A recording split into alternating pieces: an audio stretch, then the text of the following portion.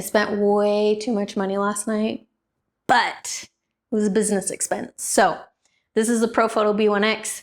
That is another Profoto B1X. And I basically got them 2 for the price of 1. And they came with a beauty dish. So it was a good deal. Couldn't pass it up. So I figured we would jump into the studio, play around with them. I've been wanting to do more elaborate setups with 4 and 5 lights. So this is going to be an upgrade to what I'm able to offer my clients. And let's jump into the studio and have some fun. Okay, I'm gonna walk you through my setup, just why I placed things where I did, and then we'll jump into styling and shooting. So I have the Profoto B1X right here, and that is going to be shining directly onto our scene and creating some harsh shadows. And on this side here, I have the Profoto B10 with a softbox on it, because that's going to help fill in some of those shadows and light the scene a little bit more. And then on this side, at the back, I have another Profoto B10 without a modifier, and that is just going to create nice rim light around the products. And then on the bottom, underneath the table, I have another bare bulb with a gel on it, and that's going to warm up the backdrop and add a little bit of a yellow hue, because the products that I have some yellow on the packaging. So I just want to tie that in to the scene. My props here are from Marked Props. I just got these 2 weeks ago, maybe 3 weeks ago. And I'm excited to use these and start incorporating them into my brand product photography. But today we're just gonna play around because I wanted to make a YouTube video about the lights and everything and just show you how I would style this type of scene. And then we will jump into shooting and making sure everything looks good. All right, we're gonna set up our scene. I have these 3 that I have picked out because they all have the similar like flower shape. So I'm gonna pick the side that looks best. And I'm just gonna set these up. So I think what I want to do is do something like this, or maybe even like that. That would be cute. So I think I'm gonna pick these 3 products, and this one I've used this much, but I'm gonna end up photoshopping it. So let's place these in. So I want to create just like this nice shape, and I'm gonna add the flowers, I think, behind here. So I'm gonna remove all the caps. I'm also going to clean them up because they are a little bit dirty, because these are products that I use. Maybe we'll scoot this back, set that one there. I like to make sure that these spouts are facing the same direction. It doesn't make a huge difference, but it's subtle things like that that just help your images stand out and look a little bit more professional if you're paying attention to those things.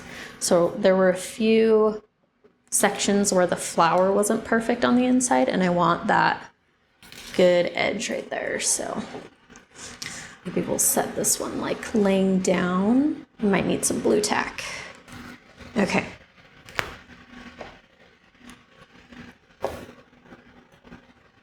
This will just help to balance it a little bit better.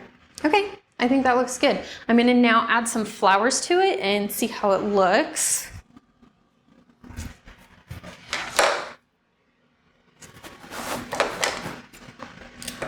Just cut the stem down. And then this one, I kind of want to go behind, but how, let's see, let's cut that much off.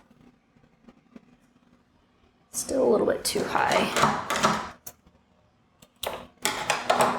Yeah, okay. I have these mini clips that I think will be able to hold it up.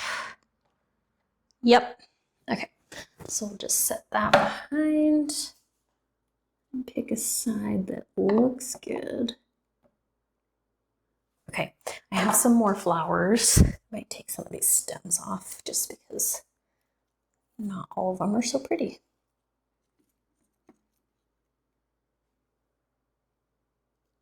It's kind of fun.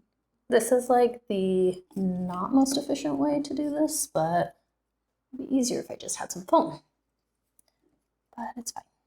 Have some more of this style of flower. Maybe I could stick one right there. That's pretty. I think we'll start with this. Perfect.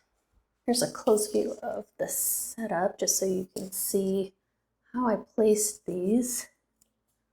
And I think that's good. I think we're good to photograph. Okay, I'll grab the camera, frame it all up. I think I want to lower this a little bit more so that I'm straight on and level with the products. Oh, that's fun. I like that. So I'm just going to move that in and then move the leaf where I want it.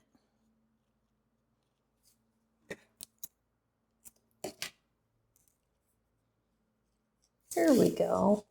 Okay, I'm loving that. So we'll get my lights all set up.